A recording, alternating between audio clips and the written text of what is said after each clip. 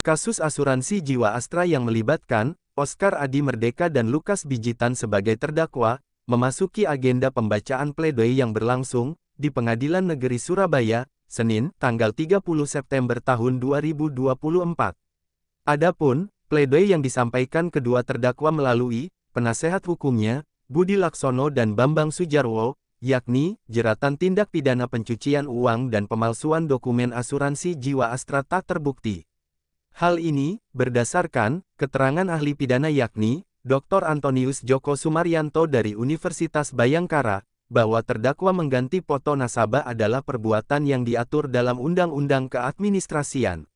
Usai sidang, penasehat hukum, Bambang Sujarwo, saat ditemui, mengatakan, pada inti pledoi yang disampaikan, yakni, semua yang didakwakan jaksa tidak terpenuhi. Maka pihaknya, memohon terhadap sang pengadil agar kedua terdakwa dibebaskan dari segala tuntutan hukum. Dari Pengadilan Negeri Surabaya, jurnalis Basudewa TV melaporkan. Unsur setiap orang identik dengan barang siapa atau bestilon merupakan sebuah kata yang penting untuk melihat kesalahan dan pertanggungjawaban pidana. Sebagai sebuah kata, barang siapa memerlukan sebuah kajian yang cukup serius karena berhubungan dengan kesalahan dan pertanggungjawaban pidana dalam upaya pembuktian. Untuk membuktikan apakah terdakwa telah melakukan perbuatan sebagaimana didakwakan dalam surat dakwaan JPU, maka harus melihat teori pemidanaan, pertanggungjawaban, kesalahan dan pembuktian di muka persidangan. Unsur setiap orang tidak dapat ditujukan kepada diri terdakwa, karena untuk menentukan unsur ini tidak cukup dengan menghubungkan terdakwa sebagai perseorangan sebagaimana manusia pribadi atau subjek hukum yang diajukan sebagai terdakwa dalam perkara ini. Akan tetapi yang dimaksud setiap orang dalam undang-undang adalah orang yang perbuatannya secara sah dan meyakinkan terbukti memenuhi semua unsur tindak pidana. Dengan demikian maka unsur setiap orang ialah orang yang apabila orang tersebut telah terbukti memenuhi seluruh unsur tindak pidana yang ditujukan terhadap terdakwa. Jadi untuk membuktikan unsur setiap orang harus dibuktikan dulu unsur-unsur lainnya. Karena unsur setiap orang masih tergantung pada unsur lainnya. Apabila unsur-unsur yang lain itu telah terpenuhi, maka unsur setiap orang menuju kepada terdakwa. Tetapi sebaliknya, apabila unsur-unsur yang lain tidak terpenuhi, maka unsur setiap orang tidak terpenuhi pula. Hal ini bersesuaian dengan putusan Mari nomor 951K garing pidana garing 1982 tanggal 10 Agustus 1983 dalam perkara Jojiro Kita Jiman yang menerangkan bahwa unsur barang siapa setiap orang yang merupakan kategori orang, di mana unsur ini baru mempunyai makna jika dikaitkan dengan unsur-unsur pidana lainnya. Oleh karenanya haruslah dibuktikan secara bersamaan dengan unsur-unsur lain dalam perbuatan yang didakwakan dalam kaitannya dengan barang siapa atau setiap orang.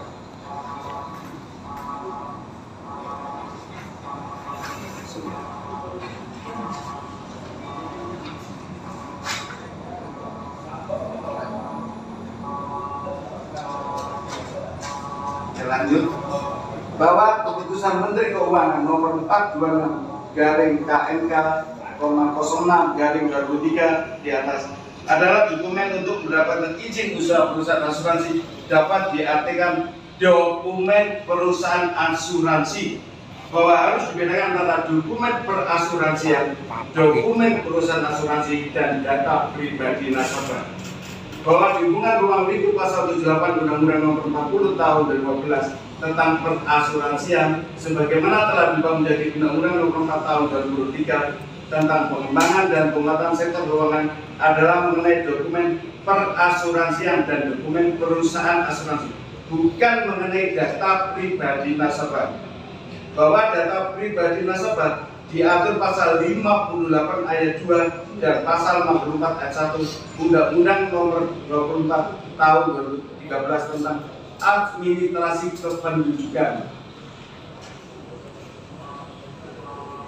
Saya teruskan bahwa sampai akhir persidangan JPU belum dapat menunjukkan bukti dokumen perusahaan asuransi apa yang dipalsu, sehingga unsur membuat dokumen perusahaan asuransi palsu atau memasukkan dokumen perusahaan asuransi palsu tidak terpenuhi.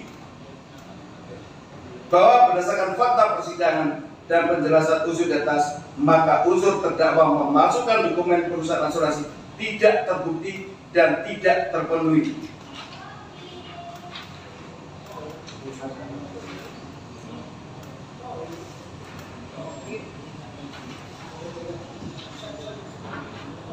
Pasal 5 ayat 1 junto pasal 10 Undang-Undang Nomor 8 Tahun 2010 tentang pencegahan dan pemberantasan tindak pidana pencucian uang meliputi penempatan atau placement, pelapisan, layering, penyatuan, integration.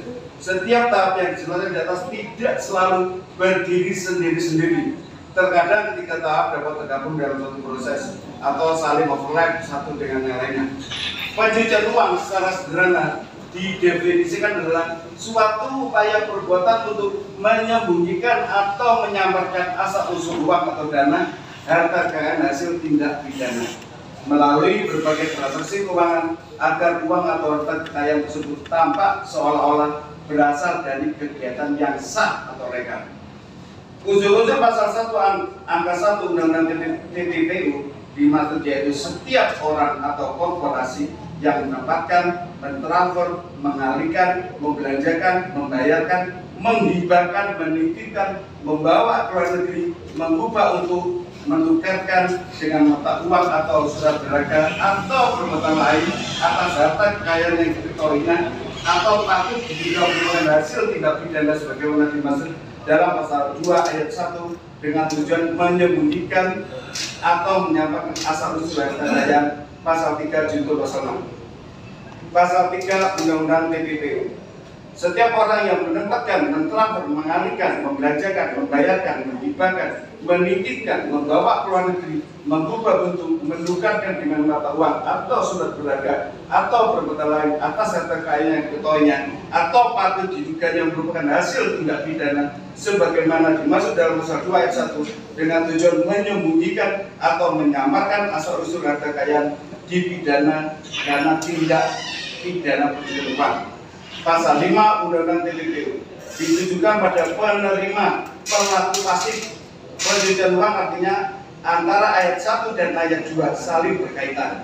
Ayat 1 apabila penerima tidak melaporkan uang yang diterima yang tepat diduga merupakan hasil kejahatan, dan ayat 2 tidak berlaku bagi penerima telah melaporkan penerima tersebut kepada pihak wajib. Dengan unsur bagi berikut: setiap orang, setiap orang, 2 yang menerima, 3 yang diketahuinya atau patut diduga, yang 4 yang berada di dalam atau di luar wilayah negara kesatuan Indonesia yang turut serta melakukan percobaan, pembantuan atau pemufakatan jahat untuk melakukan tindak pidana pencucian uang.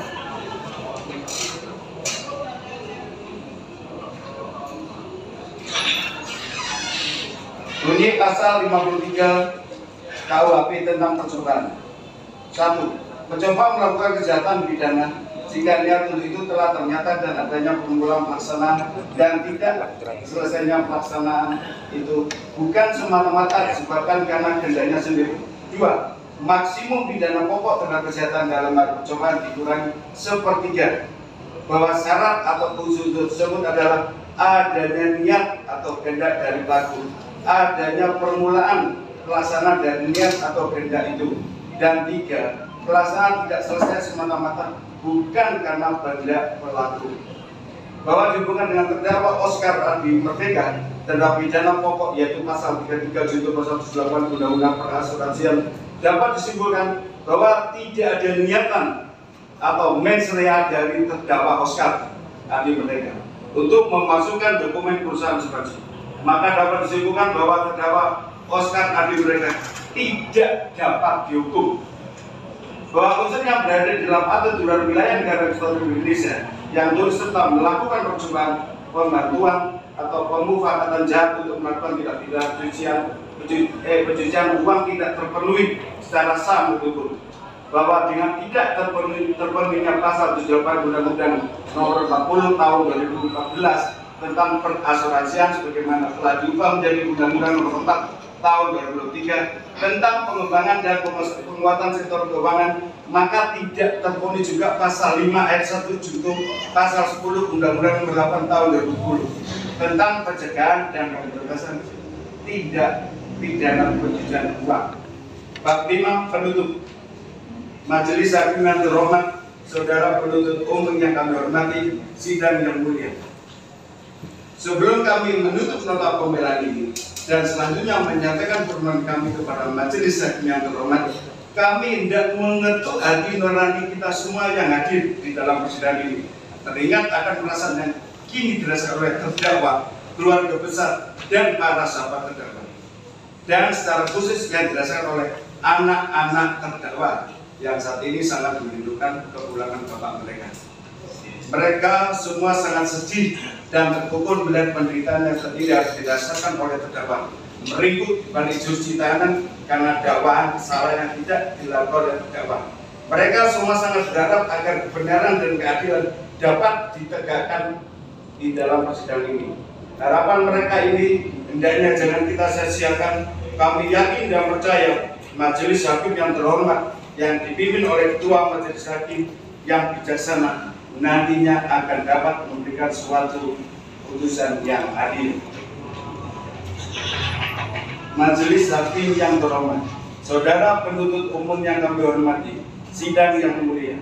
Setelah memperhatikan segala sesuatu yang terungkap di persidangan ini dan hal-hal lainnya yang berkaitan dengan perkara ini, atau keterangan saksi-saksi, keterangan ahli-ahli, keterangan terdakwa dan bukti-bukti di mana telah terbukti saudara JPO tidak dapat membuktikan dakwaan dan tuntutannya, maka kami penasihat hukum terdakwa memohon kepada Majelis Hakim yang terhormat akan berkenan memberikan putusan sebagai berikut. 1. Menerima seluruh nota pembelaan yang diajukan oleh terdakwa Oscar Adi Merdeka. 2. Menyatakan terdakwa Oscar Adi Merdeka tidak terbukti secara sah dan meyakinkan melakukan seluruh tindak pidana sebagaimana dituntut oleh jaksa penuntut umum. 3. Melepaskan terdakwa Oscar Adi Merdeka dari segala tuntutan hukum. 4. Mengembalikan seluruh barang bukti kepada yang berat. 5. Merehabilitasi nama baik, harkat dan martabat terdakwa Oscar Adi Merdeka. 6. Memerintahkan agar terdakwa Oscar Adi Merdeka dibebaskan dari tahanan. 7. Membebankan biaya perkara pada negara. Demikian nota pembelaan ini kami sampaikan. Atas dikabulkannya nota pembelaan ini kami ucapkan terima kasih. Hormat kami, tim penasihat hukum terdakwa Bambang Sujaro SH, Budi Lasono Rahman Undadi SH.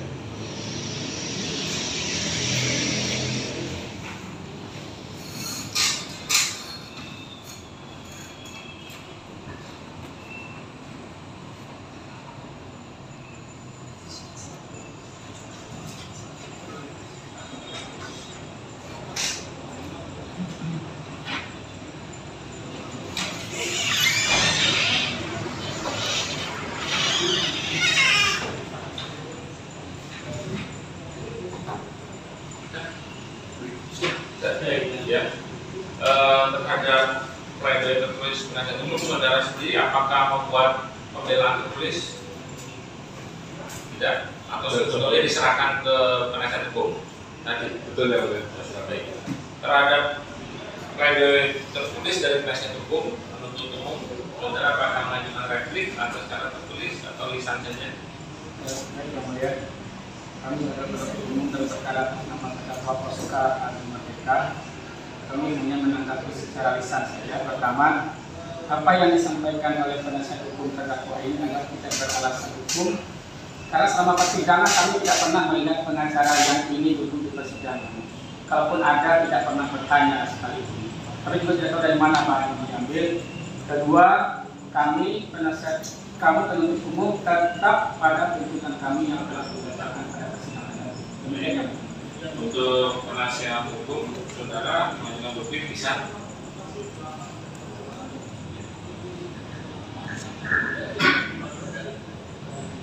Ya, yang mulia.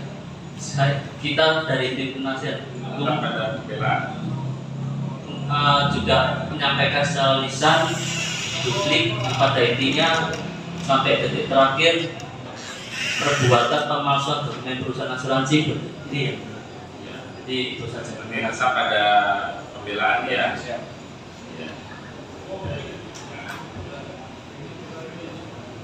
Sekian sudah demikian, maka keputusan insya Allah hari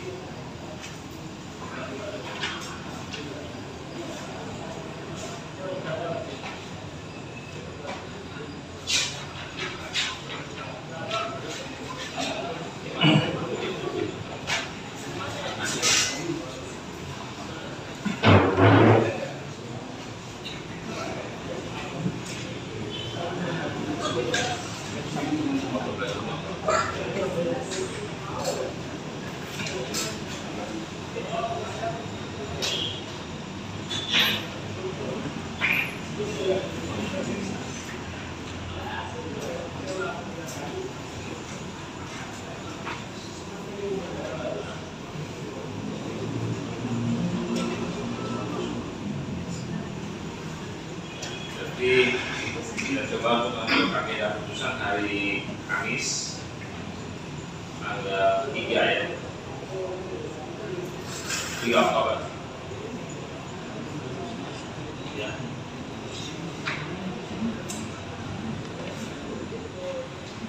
Kamis 3 Oktober.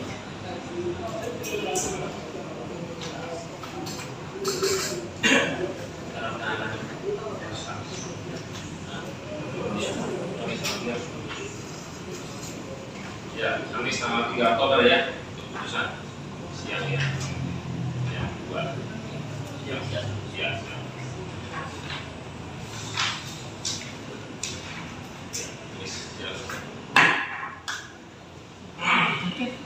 Oh iya, ini aslinya ya.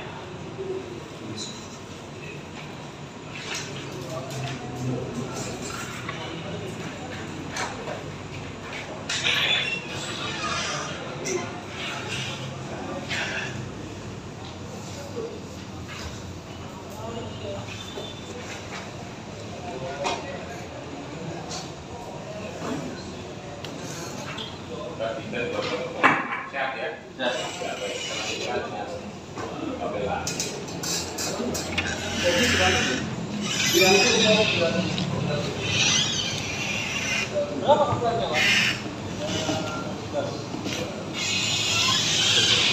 Tidak ada, Pak. Bisa sampaikan sedikit, Pak, terkait pledoi tadi untuk Oscar sama Lukas Pinjitan, Pak. Oke, terima kasih, Mas. Pertama tak sampaikan saya terima kasih banyak yang selama ini tim media mengikuti sampai dengan saat ini, yaitu agenda pembacaan pledoi. Saya pribadi berdua mengucapkan terima kasih. Terus berikutnya mengenai apa tadi? Pledoi. Intinya pledoi kita menyampaikan bahwa semua yang didakwakan jaksa yang didakwa sesuai pasal tadi tidak terpenuhi di klien kita.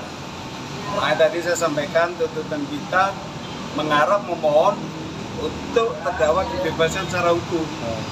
Itu tidak terpenuhi. Ya kita lihat aja nanti keputusan dari majelis. Thank you, Pak. Iya.